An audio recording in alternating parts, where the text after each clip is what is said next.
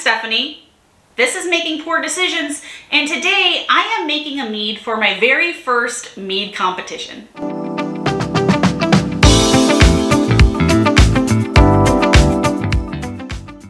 Okay, so in this video, I am going to be making a mead that is specifically for a competition. In fact, it's probably going to be the first competition that I ever enter.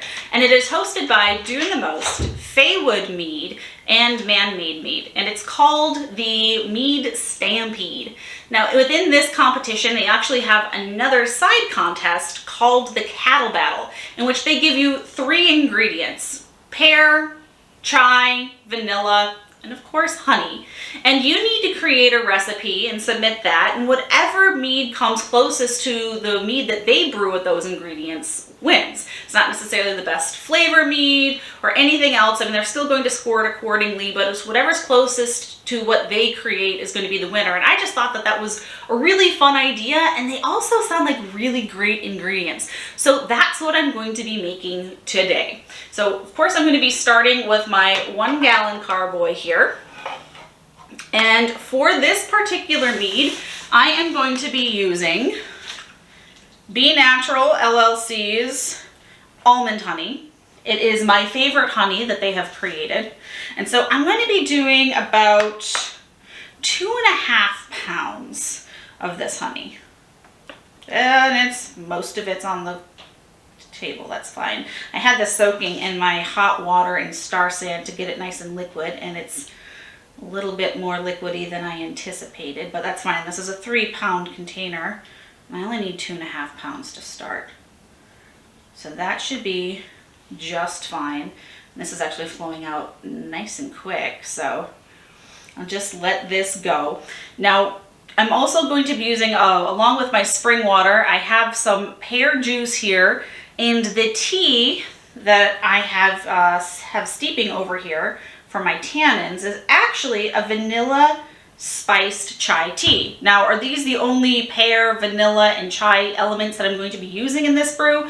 Absolutely not, but I just thought that since I had the tea on hand and I had the juice, I'd start this in primary. This is what I'm going to be using for primary. And then I'm going to be adding additional pear, vanilla, and chai elements when it comes to secondary. And now I'm at 2 pounds, 8 ounces, which is 2.5 pounds. So that's pretty perfect. So I'm going to put this back into my container. No, I'm not, because I don't have the lid. Next up, I'm going to add my pear juice. Now, I might not do all pear juice here. I want to see how much I have, or how much fills the container. I might just do 1 for now.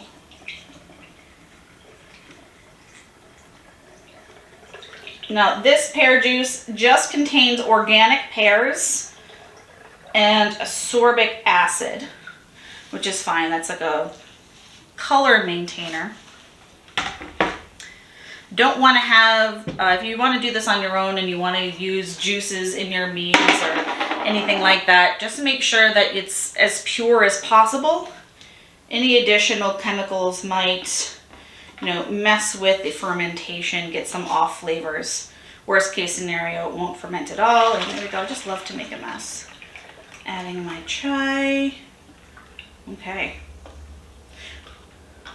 Well, that's pretty good. So now what I'm going to do is I am going to plug this up, shake it up, and then I'm going to come back, add some more juice, some water, and my yeast.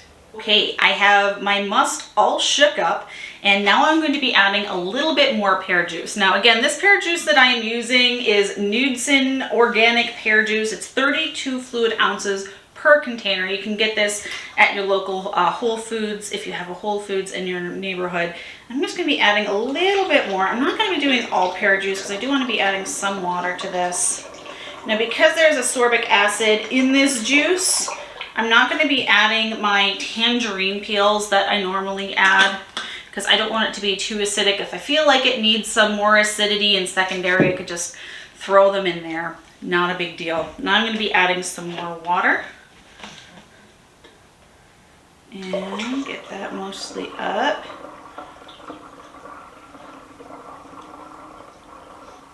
And then from here, I'm going to take my gravity reading. I'm going to do that before I add my yeast.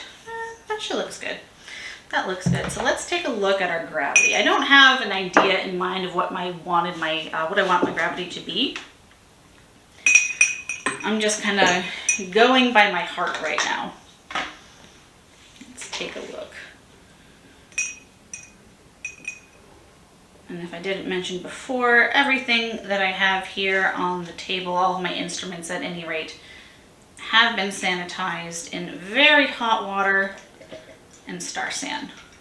So important to sanitize your equipment. Cannot stress that enough. I've heard some horror stories of batches going moldy. It's just no bueno. Oh, is that already floating? Okay, it looks like we have an initial gravity reading of about 1.102, which again, I don't know if it's good or bad. I'm just kind of going with my heart right now, and we'll see how that turns out. Now again, because I have everything sanitized, this is perfectly fine to add back to it. Now I'm going to add my yeast and give it another shake up. And the yeast that I'm going to be using today is Lalvin K1-V1116, or as I've been affectionately calling it in my brain, Kevin, because K1-V1 Kevin. It's Kevin. In you go, Kevin. It's also my dad's name. All right. And I'm only using about half the packet. That should be all I need. I don't want this brew to be too terribly strong. What's been happening in my past few meads that I've made is it's turned out like between 18 and 21%, which is fine. Realistically, it's fine for what it is, but this mead, I don't really want it to be super strong. I'd like it to be somewhere around 10%, you know, give or take around there. I don't want it to be, you know, knock your socks off like the Darjeeling Express I made. That one was my strongest yet at 21%. But we'll see what happens with this particular brew. And the reason that I chose Lalvin Kevin, is because it's really great at low temperatures, brewing in lower temperatures. It's really best for sweet red wines, rosés. It's even known to be used to make ice wines. But because it's really great at low temperatures, and I live in Chicago and it's February, see where I'm going here. Most of my brews throughout their entire lives live in my kitchen, and it's about 6 or 7 feet away from my back door.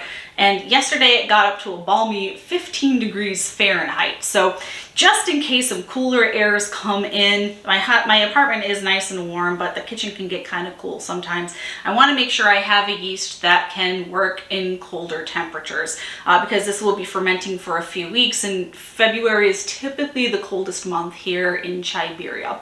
But that's pretty much it. So in about 2 or 3 weeks, I'm going to be putting this bad boy into secondary, where I'm going to be adding more pear, more vanilla, and more chai elements. I just have a few to get going to see what it tastes like.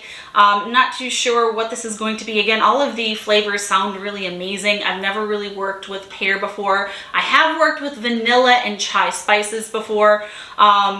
So I pretty much know how that's going to work out, but again, never done anything with pear. So we'll see what she does, and we'll see how she compares to the Cattle Battle mead made by Doing the Most, Faywood, and Man-Made Mead.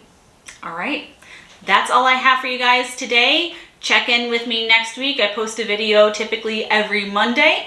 Again, thank you so much for watching. If you like this video, please give it the thumbs up. If you like this channel, please give me a subscribe. And have a great week, everybody. Happy brewing.